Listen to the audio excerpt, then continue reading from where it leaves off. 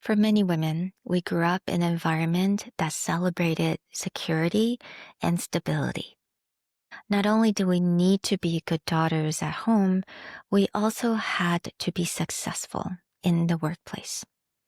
Doing it all was the model for many of us, but eventually became exhausting. From people pleasing to becoming her own, Neha embarked on a path of true reinvention, deprogramming from cultural expectations and cultivating tools to overcome self-doubt. Let's dive in.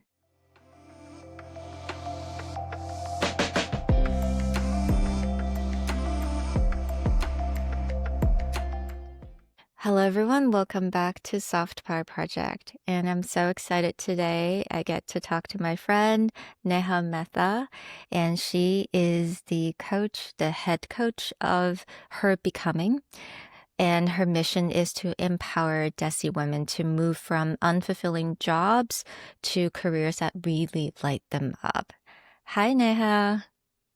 Hi, Sherry. How are you? I'm good. And actually, it's really exciting because today it's your last day of your corporate job. It is. It is. I've been in this job for almost 8 years, about 7.5 years. And yeah, today is a big milestone. It'd be my last day. How do you feel about that? I feel it's a strange place to be because I've had so many defining moments while being in this job. So this job has always been a very steady place for me. It's where I moved from being like in the center of the city in Philadelphia to having two kids to relocating to South Carolina. So, in all those big life changes, my job has always been that constant, which has been a source of comfort. But now the last several years, I've feel that I've outgrown my job and I have always wanted to start my own thing. And so I am Mm, beyond excited and a little scared, and that's okay. That's completely normal. And mm. yeah, I take it, as it is, and that's all right. I think it's so courageous that you're willing to talk about your journey because honestly, I feel like I'm still on my journey as well. I don't think we ever really end the reinvention journey. And I think everyone just in the different phase and a different point. And I know we wanted to talk about several different topics, but I just have one question. You mentioned that this company has been this constant comfort. And what was the moment that you decided that that wasn't for you and you really wanted to do something that really light you up? I don't know if it was one single moment. It's been this growing thing inside my body, inside my heart for the last couple of years, honestly. And I've just been too scared to act on it for a while now. And I've been doing a lot of work on myself on kind of breaking through this conditioning I have to kind of always pick safety over taking a risk and those kinds of things. And so it's been through this practice of growing my own self-trust and self-confidence that I finally have been able to make that decision for myself that I'm ready to leave this corporate job and go out on my own. Mhm. We talked about, I mean, we really bonded over the fact that both of us really feel like we had this nice girl, good girl, people pleasing qualities. And maybe it's cultural, but also, coming from our parents as well, who is way, more traditional. I mean, talk about that, what it's like for you to kind of being the good girl, but, be able to see that I don't want to do that anymore. What's that journey like for you? You grow up with this people pleasing archetype because, you grow up in a pretty traditional family, and being female, you have these expectations of, putting others before yourself and your ability to comply and be obedient. Like that's where your self worth comes from. And to shake that off is really tough. I think along the way, when you are being so compliant and thinking of others and not even having a real sense of self trust, like everything is validated by others, everything is external. And so it builds a sense of anxiety and perfectionism, and that's really problematic, right? Because it grows and grows and grows, and it leads to burnout ultimately. And I think that's what happened for me. Like, I just followed this path that was laid out for me career wise for so long, and I never felt that it was right. And it it just caused so much confusion in my mind for such a long time. And to finally be at the point where I'm able to make these steps to break free from that is so freeing and something I want for others. And I'm so glad to share the space and talk about this. Mm. I mean, absolutely. I definitely resonate with that. And I think it's that because you grow up and that's all almost like our identity. Like we don't actually know what else to be, what other ways to actually interact with people. And I think it's really funny as well is that it's not like your career been laid out for you was easy. It was law. It Yeah. wasn't easy. So it's almost like the good girl, the people pleaser. You had to be this good daughter, good granddaughter, good auntie at home in your family, but also this very independent and successful career minded women outside of that. And I think that combination is incredibly challenging. Yeah. Yeah, absolutely. It's the careers I think that are expected are such, like you said, like it's their high degrees, a lot of time commitment and financial commitment. And then it's also you the status that comes along with that career, this, external respect that comes along with that career. And so when you are trying to, figure out something else outside of this realm of like what's acceptable, it's so hard to Yeah, check all those boxes and to have that certainty that, okay, I will make the money that I need to make. I will build that respect that I want. It's just not as certain as these other things. And so it's tough. It's a real push and pull. absolutely. I mean, for you, it's law. For me, was accounting. Right. Yeah. Yeah. So again, these are all like by Asian standard, these are Yeah. all good careers, right? And my dad was an accountant, so he was very, very, very disappointed that I decided to just like, no, dad, that's not for me. Yeah, it's a lot of push and pull. And I wondered if you could share maybe some personal stories or just experience on how do you navigate that push and pull, because I know it didn't just happen overnight. It's probably stacked up over years of just experience. So what was it Yeah. like? Yeah. You know, growing up, in high school, I had that expectation. My family, my parents were very much, I have two older sisters. And so we were all told, you all have to be doctors. That was like the goal. And both my sisters are on that path, and they are physicians, and they're great at what they do, and they're very happy. I was always squeamish around blood. When I went to a hospital, just the smell would make me nauseous. I just knew from the start it wasn't for me. And so when I was in college trying to navigate what my career would be, I just defaulted to law because I thought, well, that's like the next logical step. That's what I've been told is acceptable. And I just said, okay, I'll do corporate law because my parents were in business, and business felt a little bit intuitive for me. So I said, I'll be a corporate attorney. And I remember applying, doing my LSATs, and then applying to law school. And the whole time it felt wrong. The entire time it felt wrong. And when I got to law school, I moved to Philly. I remember just, after my first semester of law school, coming home and just crying because I knew I was in the wrong path. And I remember like no one knew what to do about it. I was talking to my family, and everyone was like, I was like, kind of, you have to figure this out.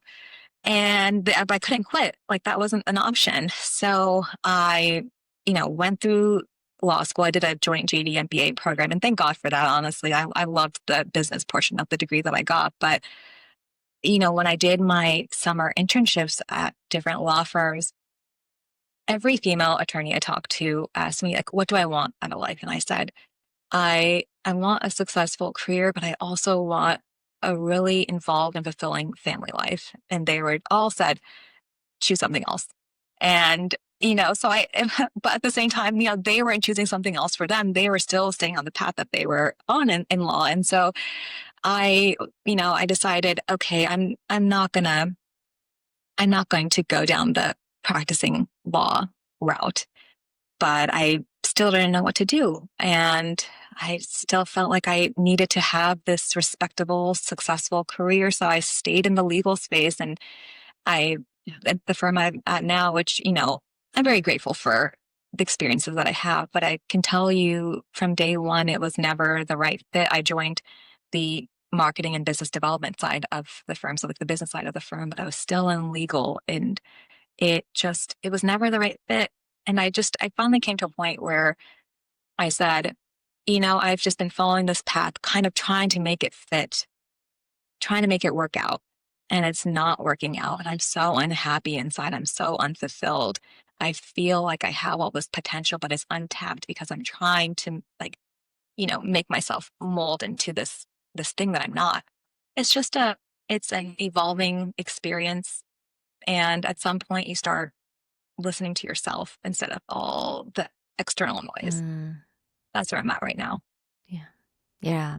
And I think what's really interesting is that you knew early on that that wasn't for you. Yeah. Something is telling you and you already felt it. Your body knew, your nervous system knew, but you try to use that and try to mold it and see if it works, see if you could just make it into your own. And I think I also did that as well. I felt like, oh, accounting, maybe I can do something that's partially accounting or, Yeah, exactly. right? Yeah, somehow links to number. But I think it's that we're really trying to be in the middle and see if that works. But at some point, you just have to be really honest with yourself that you can't be in the middle anymore. Right. You gotta like be on your path, right? Exactly. And you have to let go of those things that just keep eating at you. Like I keep thinking, oh, but so much money has been spent on these degrees that I've gotten. Like I have to make this work. Mhm. Like I don't want that to go to waste, all this time and investment. And it's okay to let that go. It's Right.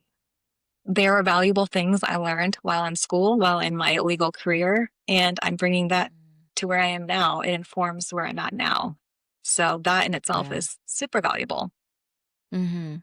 I mean, Yeah. 100%. I mean, I feel like having a legal background that really is incredibly crucial when you wanted to have your own business or anything for that matter.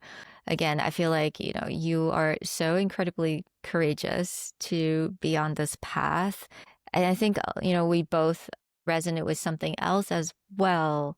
And it kind of it's related to this people pleasing trait or the good girl trait is that we both have parents who are from this traditional mindset. And it's not their fault at all, right? They Right. were taught that these are the values to follow, but then we're different because we're from a different generation. So, talk to me about what that's like for you, especially now you are going on your own path. Yeah. I think I reflect on this a lot because I often think about where were my parents at my age now. So my parents came from India to the US in the early 90s. And when they came over, they started their own business. They were incredibly scrappy, incredibly scrappy. They moved from one project to another. And I think they never really had a sense of stability in terms of finances. And so I think that was of the utmost importance to them. For me now, where I am in my life, I've had this very stable job. And so my viewpoint is very different where I see what I want for myself and I am willing to take the steps and the risks to go on to do something that I want to do without knowing whether it will be, a huge success or be enough to get by. And that's very contrary to the way my parents think. And I can understand where they come from and I can appreciate that. And I can also choose to do things my way. And it's didn't come overnight. It's something I've been working on myself because we just have such a sense of duty to our parents. Like they've done so much for us. They've taken their own risks and, given up their childhood and were, moved through life so much faster than we had to and had to depend on themselves so much quicker than we had to. And so feel the sense of duty, the sense of appreciation, of course, and we never want to disappoint them. But at the same time, by doing all that and just emphasizing that all the time, then we lose ourselves. And that's incredibly problematic because then this just leads to burnout and feeling unfulfilled. And Mhm. you're nowhere. Right. And it sounds like the guilt kind of took over, right?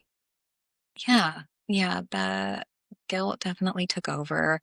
The Hmm. fear of disappointment took over. At the same time, when I've made this decision to go out on my own and trust myself, I've realized that the best way to move forward with them is to be open and honest about it and to set my own boundaries, but also to take them along with me. And, my relationship to them and bringing them along this journey with me is one of compassion instead of just, you know, feeling like it's a token, like this is what I'm doing now. I'm actually telling them what this is about, what it means to me. And I think the more that I trust myself and I show that this confidence is innate and not, like this thing I'm just projecting and putting out there, they're picking up on that. And that makes a big difference. Mm, absolutely.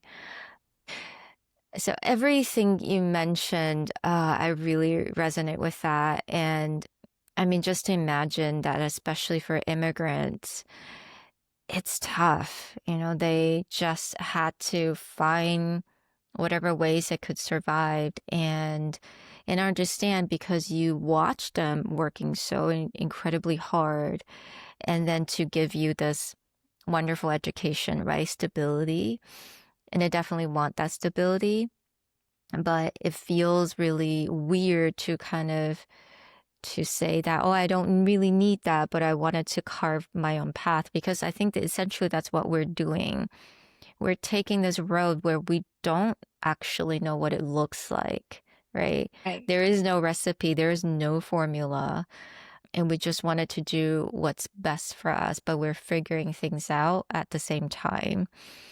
And have you guys had any discussion or maybe not arguments, but just like discussion about what that means to you, what it means to them? They ever expressed any worries to you? And you guys talked about that? Yeah. My parents have really surprised me. And Mm, that's a message I really want to get out there because they have been very supportive and in a way that I wasn't expecting. I was expecting a lot more pushback. I mean, they definitely said, you know, keep your relationships with your coworkers and, those kinds of things. Like you never know if you'll need it again. And they still want that safety net for me to be able to go back should I ever choose to do that. And, but at the same time, they have asked really interesting questions and questions I wasn't expecting. My dad, for instance, they asked like, what do you need from us? And I was surprised by that question. And I said, I just need your support. And my dad was like, what does that mean? Like, what does it mean you need our support? And that question it floored me. Like my parents don't really, my dad especially doesn't really talk in that mm, way, that like deeper level, like that really trying to connect with what is needed. And so yeah. I told him what that meant for me is just to wish for my best, like check in on me. Don't worry. Don't, put these pressures on me to be successful from day one. Understand this is going to be a process. And they get that. Yeah, I'm really thankful for how much we've all evolved. It's like Right. it's a beautiful thing. And I am just super grateful for it. That's so beautiful. I loved how he asked you that question because that's a question maybe sometimes we don't even think about ourselves, right? And to actually be very specific about what sort of support that I need in this moment, maybe just less nagging. Don't Yeah. ask those, right? Just don't ask those questions or just be emotionally support, not even financially, just Mhm. be happy, right? Right.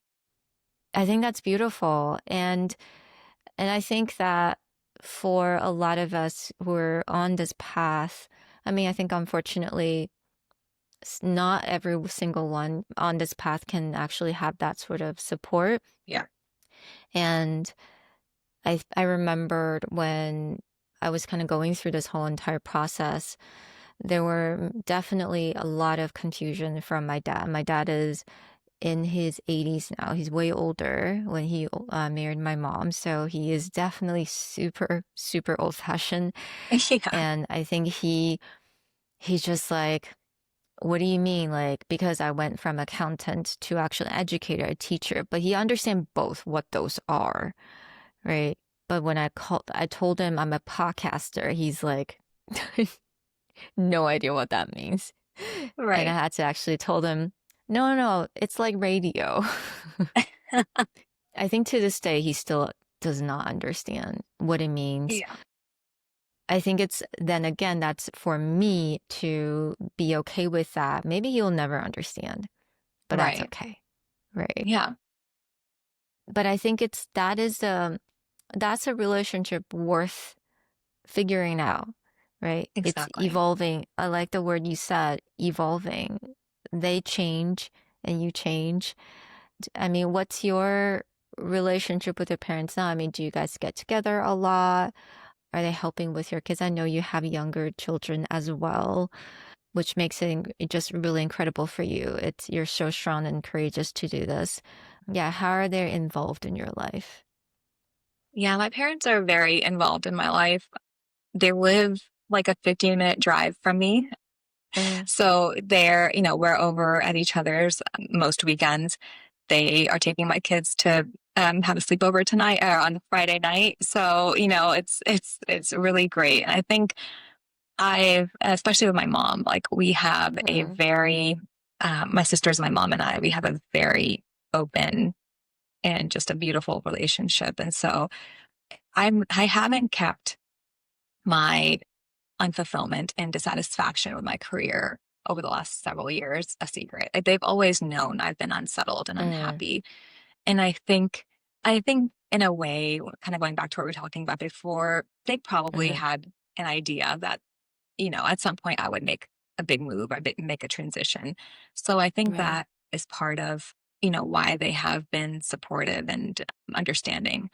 And so I think just fostering that relationship is it's important and it's beautiful, right? Because now it's my kids are, love their grandparents and they Mm, see my love and appreciation for them and then, they pick up on that. Whereas if I was cold and, distant, they would pick up on that, right? So it's important, but it's work, right? We do have different viewpoints. We had different experiences and they inform the values that we have, which sometimes do collide, but it's like you said, it's worth working on.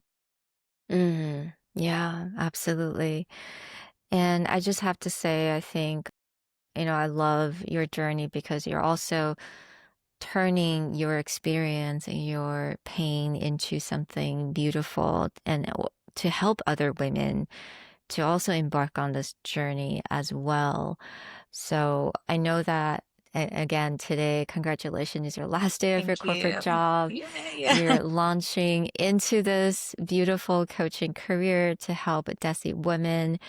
I mean, what was that experience like, knowing that that's really your path? That's really what you're going to do with your life.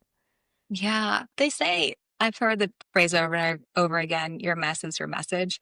And for me, it's true here. It is I have dealt with this firsthand, this like sense of unfulfillment and trying to make things work that were never really meant for me. And I've also heard it from other South Asian women, like yourself included. And it's, we're just not talking about it enough, or we're not taking action on it enough. And it's because there hasn't been that support before.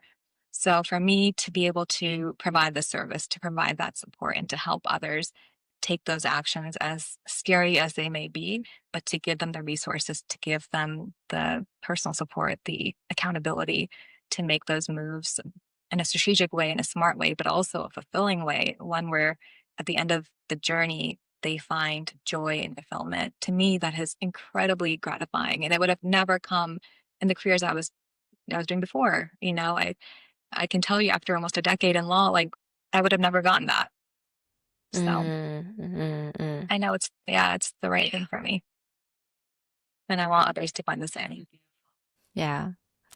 And I remember we were talking about, and I think we all had to go through this, in this reinvention process, and you're probably going through that as well, is the shedding of our programming. Again, not just the people pleasing, it's everything, right? Yeah. How has that process been like for you? It's tough. It's a lot of work, honestly. The deprogramming from, decades and decades of it just being what you've been taught, what's been ingrained in your brain. It's not easy, but it's so important to move forward and to take those bold actions, and to really start your journey. It's a crucial part of it. And so Uh, for me to say, okay, I am going into a career that is atypical for someone of my background, is a part of that deprogramming, and saying that's okay. It's being okay with an identity that is foreign to you, and it takes some work. yeah. Now, have you used any sort of tools? Because every time I interviewed a guest, I noticed that everyone kind of has a different tool in their toolbox. So whenever they feel this anxiety or this old pattern kind of taking over them, they will go and reach out for a specific tool. So what is your go-to tool to comfort you or to kind of get you out of that negative energy? Yeah, that's a great question.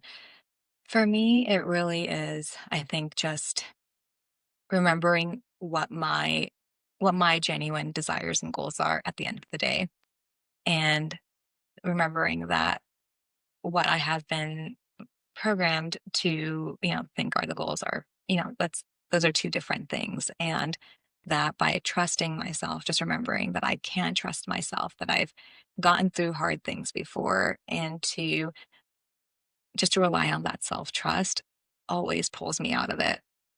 And it's taken some practice.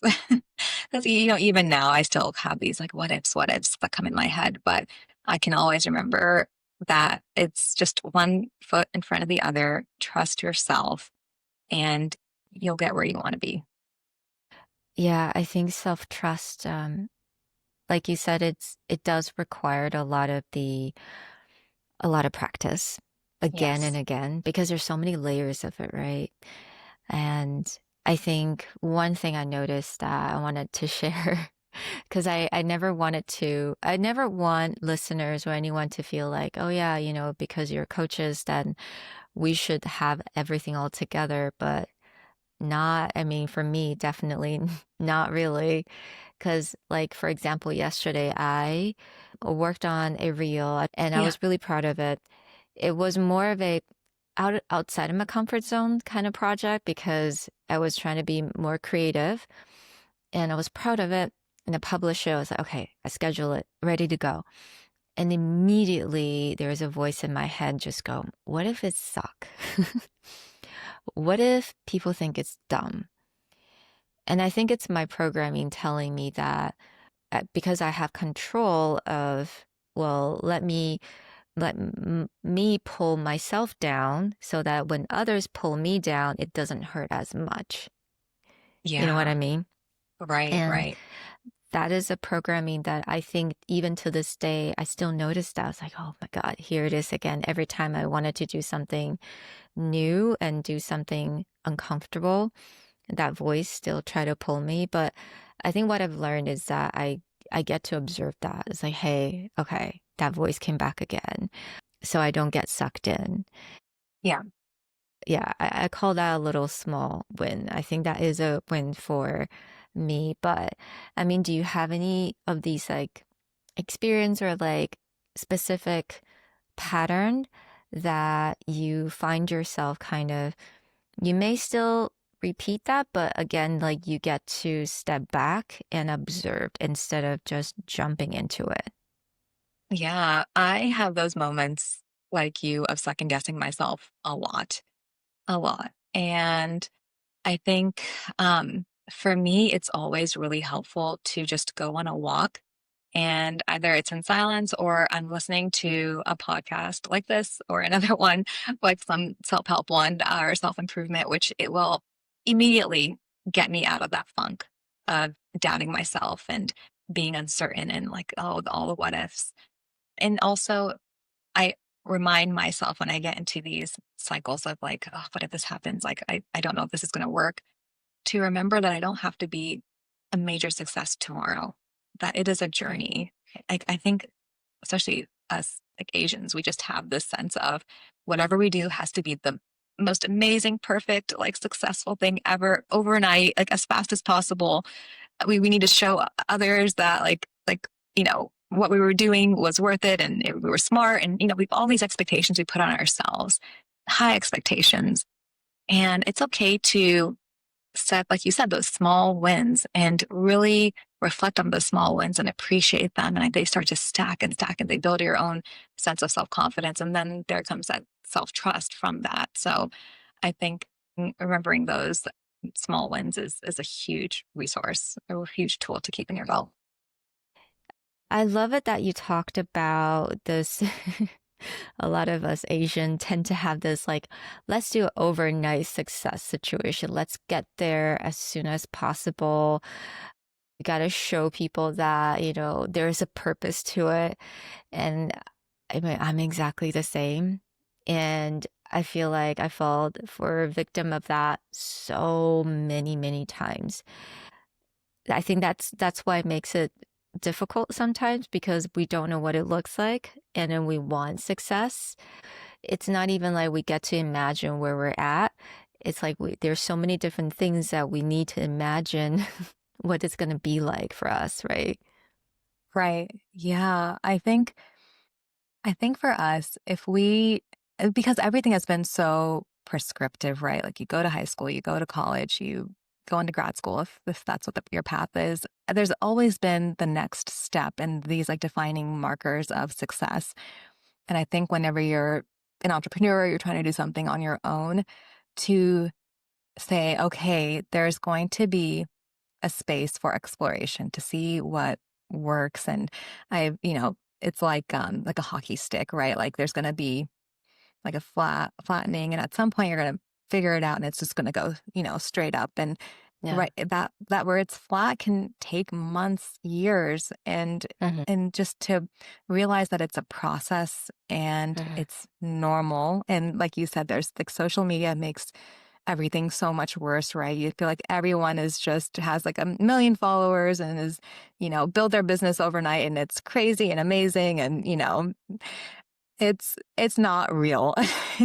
They have huge teams behind them. They're putting in a lot of work. It's actually was more of a process than we are privy to.